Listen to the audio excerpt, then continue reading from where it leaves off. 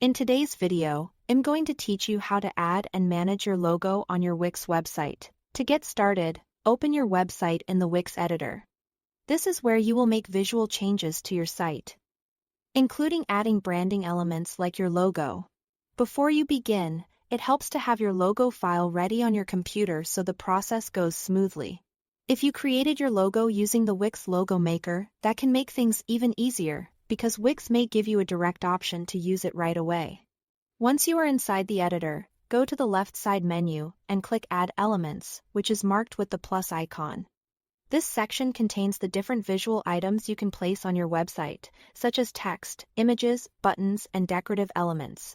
Since a logo is usually added as an image, this is the area you'll use to bring it into your design. From there, select Image, and then choose Upload Images. If your logo was created with the Wix Logo Maker, you may also see a custom logo option, and you can select that instead. The goal here is simply to locate the logo source you want to use. If you are uploading a file from your computer, choose the correct logo version, preferably one that looks clean and professional at different sizes. In many cases, a transparent background works especially well, because it blends neatly into your site header.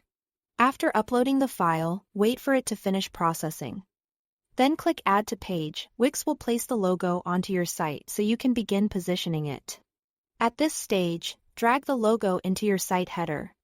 The header is the best location in most website layouts because it keeps your branding visible across the site and helps visitors instantly recognize your business or brand.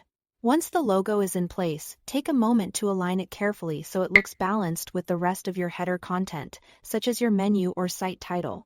You will also want to make sure the size feels right.